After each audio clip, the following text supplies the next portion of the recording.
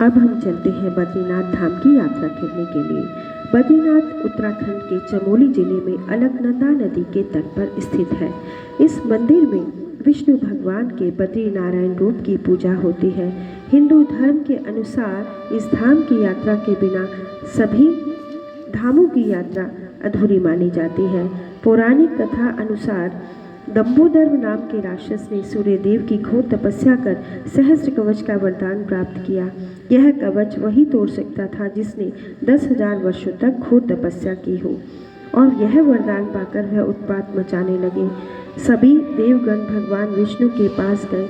सभी को धैर्य बंधाते हुए भगवान विष्णु ने दिव्य दृष्टि से देखा कि मृत्यु लोक में केदारखंड एक ऐसा स्थान है जहाँ एक दिन तपस्या करने का फल 10,000 वर्षों के बराबर होता है। लेकिन केदारखंड में महादेव और माता पार्वती पहले से ही निवास करते हैं, फिर वह कैसे मांगे।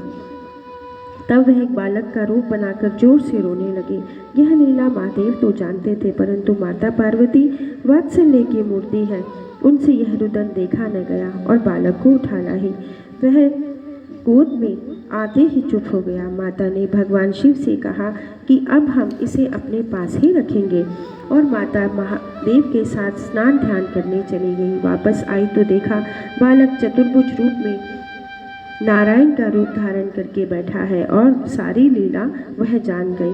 माता पार्वती ने महादेव शिव से यह स्थान श्री नारायण को दे दिया और स्वयं केदारनाथ चले गए।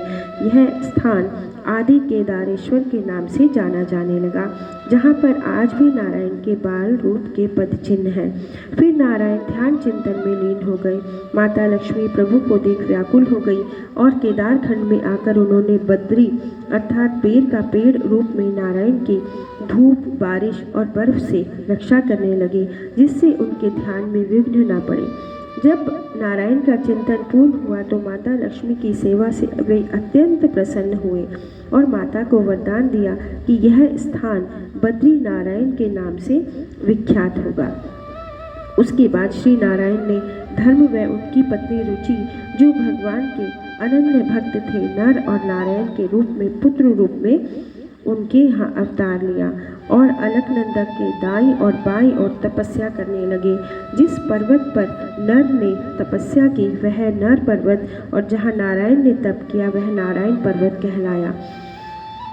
इनकी तपस्या का प्रभाव तीनों लोकों में फैलने लगा। सहस्त्र कवच को पता चला तो वह युद्ध करने आया। नर और नारायण बारी बारी से युद्ध करते रहे और इससे उसके कवच तोड़ते रहे। जब 999 कवच तोड़ दिए तो वह सूर्य की शरण में गया।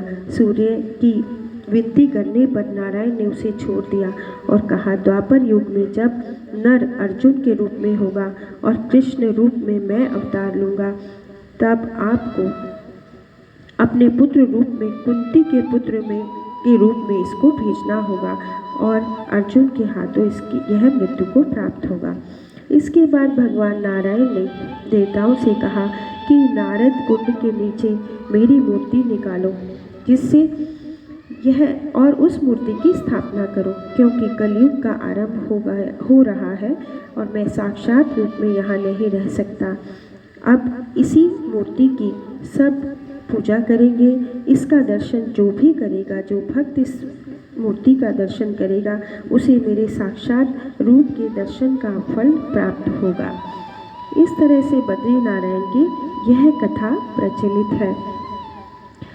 व्यास गुफा, गणेश गुफा, यह सब यहाँ पर स्थित है। ये है बद्री नारायण का पीछे की तरफ, जहाँ पर भक्तगण बैठकर पूजा अर्चना करते हैं। ये है पर्वत नर और नारायण, जहाँ तपस्या करते थे। मंदिर में भगवान के दर्शन करने के लिए सभी भक्त लालायित हैं।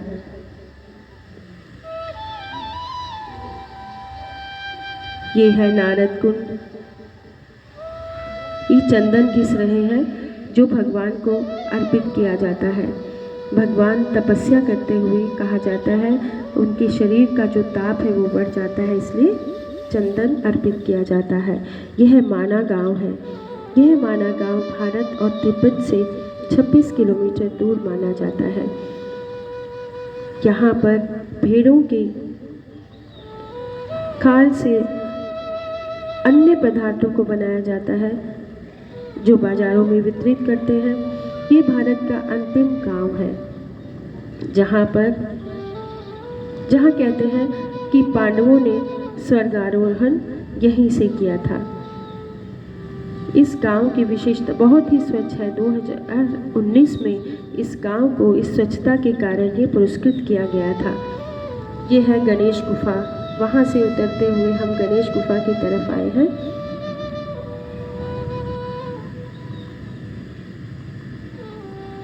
जहाँ पर गणेश जी ने वेद व्यास द्वारा बोली गई महाभारत के सभी श्लोकों को अपनी लेखनी से लिखा था।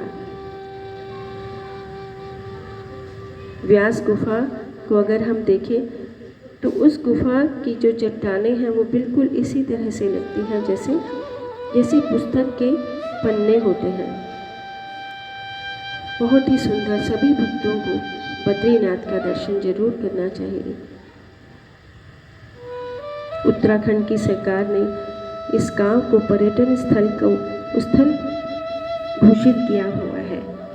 सभी लोग यहाँ पर एक पर्यटक के रूप में तथा भक्त के रूप में आकर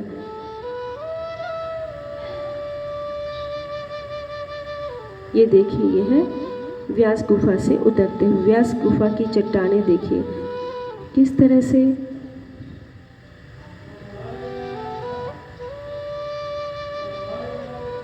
पुस्तक के पन्नों की तरह से दिखाई देती है।